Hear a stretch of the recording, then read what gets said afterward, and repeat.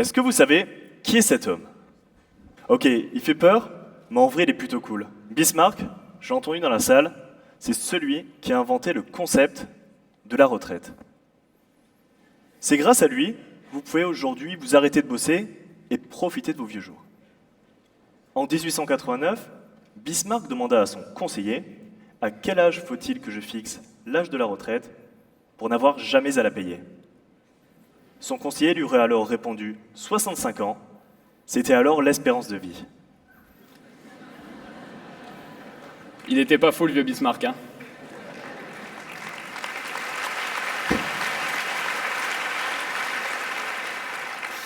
Aujourd'hui, l'espérance de vie, c'est plus 65 ans, c'est 85 ans. Elle s'est tellement améliorée qu'on a un tiers de la population qui a plus de 60 ans. C'est-à-dire qu'une personne sur trois que vous allez croiser dans la rue est à la retraite.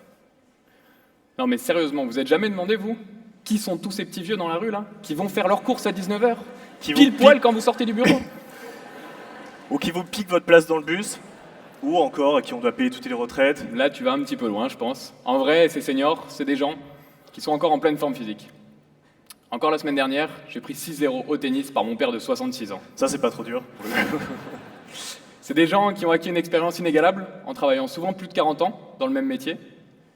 Et puis vous en conviendrez, c'est quand même des gens qui ont du temps. L'explosion de l'émission des chiffres et des lettres en est une conséquence. Être aujourd'hui à la retraite en France, c'est donc avoir une longue expérience, qu'elle soit personnelle ou professionnelle. C'est être en bonne santé et c'est surtout, en effet, avoir du temps pour profiter et faire toutes les choses qu'on a toujours rêvé de faire. Et pourtant, la retraite en France, c'est aujourd'hui un paradoxe. On connaît tous ce voisin, ses parents ou ses grands-parents, qui, une fois arrivé à la retraite, a ressenti un manque de sens, le sentiment d'être mis à l'écart de la société. Bref, la retraite, c'est pas non plus la joie, mais on a le droit de se demander pourquoi est-elle tant appréhendée? Tout au long de notre vie, on a eu de cesse d'apprendre. À l'âge enfant, on va apprendre à marcher, à baragouiner quelques syllabes, plus tard à lire et à écrire, et puis on va se former pendant nos études. Ensuite, on va démarrer une carrière professionnelle pendant laquelle on va acquérir une longue expérience, et quand on va arriver à la retraite, tout ça va être mis à l'écart. On passe d'une vie active à une société dite inactive, et on emmène avec nous toute cette longue expérience. Alors qu'aujourd'hui, on met en place des systèmes circulaires qui permettent d'économiser l'énergie ou encore de limiter le gaspillage alimentaire, il semblerait qu'on soit incapable de préserver ses savoir-faire et de capitaliser sur cette école de la vie. Tu parles d'école, Barthélemy? J'en profite, on s'est rencontrés en école d'ingénieur, ok, elle était facile, à Lille, où on suivait un cursus en bâtiment et travaux publics. Comme beaucoup dans la salle, on voulait voir ce qui se passait à l'étranger. Alors on a effectué nos expériences professionnelles au Congo, au Mexique ou encore aux Philippines. C'est dans ces 3 pays qu'on a été émerveillés par le respect et par l'importance qui était accordée aux anciens. Là-bas, les seniors sont considérés comme des sages, vivent avec les familles et les échanges intergénérationnels sont omniprésents. C'est vrai, moi au Congo, je travaillais sur l'urbanisation d'une ville, la ville de Kinkala, un petit village à l'ouest de Brazzaville. Et le week-end, j'étais seul sur la base vie, alors je m'ennuyais un petit peu, j'allais me balader pour faire des rencontres. Un jour, j'ai fait la rencontre justement de Jean Aimé, le président du club des sapeurs de Kinkala. Bon, là, je vous l'avoue, je suis d'accord avec vous, il est pas trop sapé, il est plutôt en pyjama, mais reconnaissez quand même sa classe. Normalement, la SAP, c'est plutôt ça. Je sais pas si tout le monde connaît ici la SAP. La SAP, c'est la société des ambianceurs et des personnes élégantes. Ça peut vous paraître absurde, hein, tous, mais c'est une institution à Brazzaville, et elle réunit tous les dandys congolais depuis 1960, et l'art de se saper, ça se transmet de génération en génération. Ce petit vieux, c'était le conseil de tout le village. Et en plus de transmettre son art, il transmettait son savoir-vivre et son savoir-être aux autres générations. En prenant un peu de recul sur cette anecdote, ce que j'ai envie de vous raconter là, c'est qu'on a découvert dans ces pays un modèle circulaire d'intégration des seniors dans la société. Un modèle où ils étaient vraiment partie prenante. Et ce qui est fou avec Thibaut, c'est qu'on a fait ce même constat au même moment, alors qu'on était chacun à un bout du monde différent. L'importance du rôle des seniors dans l'équilibre de la société. À notre retour en France, on s'est dit qu'il fallait faire quelque chose. On a donc cherché à comment adapter ce modèle circulaire à notre société. Et comme Barthélemy et son super sapeur, moi j'avais un petit vieux qui était encore mieux au Mexique. C'était Miguel. Miguel, c'était le réparateur de vélos du quartier et il savait refaire le rayonnage d'une roue, les yeux fermés. Si je passais autant de temps avec lui, C'est parce que j'aimais apprendre de sa longue expérience. Ces deux expériences, justement, nous ont prouvé une chose. C'est que si on veut créer des liens intergénérationnels durables, le mieux, c'est encore d'avoir quelque chose de concret à échanger entre les deux générations. À nos retours en France, on a commencé à chercher de telles pépites.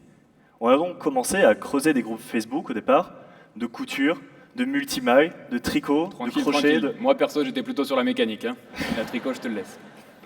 Et à ce moment-là, on a troqué nos potes contre un groupe de super soixantenaires. On a rencontré de plus en plus de jeunes retraités et de seniors experts dans différents savoir-faire, et on les a mis en relation avec des personnes, jeunes ou moins jeunes, qui voulaient apprendre de leur longue expérience. Au départ, on a commencé chez nous, et avec le bouche à oreille, on a commencé à voir plus grand. C'est vrai, quand on y réfléchit 2 minutes, quoi de mieux que d'apprendre avec une personne qui a pratiqué, par passion ou par métier, une activité pendant plus de 40 ans?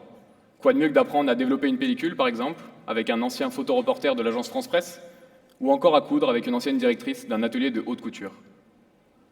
Avec ces seniors, on a retrouvé en fait cette convivialité, ce partage, cette pêche qu'il y avait, et on s'est dit que c'était peut-être possible de le ramener en France.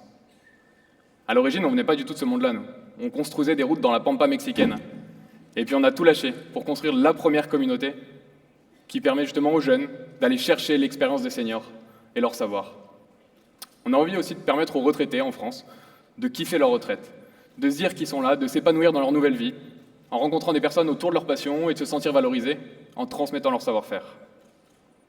Cette solution, on lui a donné un petit nom, on l'a appelée « Les Talents d'Alphonse ». C'est la première plateforme qui va connecter des jeunes retraités avec des personnes désireuses d'apprendre leur savoir. Alors vous allez me demander comment ça marche. Concrètement, c'est hyper simple. Vous voulez apprendre la musique, la photographie, vous vous rendez sur lestalentdalphonse.com, vous nous confiez votre demande, et on se charge de vous mettre en relation avec un Alphonse ultra expérimenté et qui habite près de chez vous pour recréer du lien au niveau local.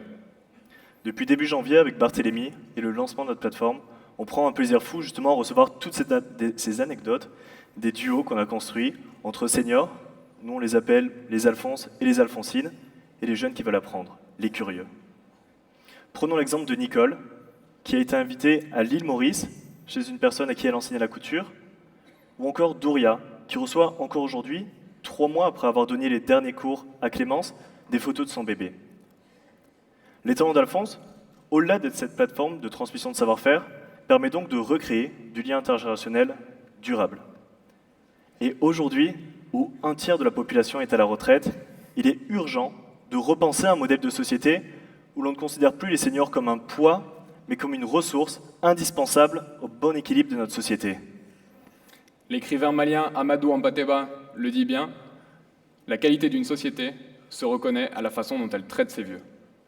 Imaginez une société où on puisse tous avoir 1 million de papiers et mamies. Pas 2, pas 3, pas 4, 1 million. Une société en fait qui forme une grande famille. Merci.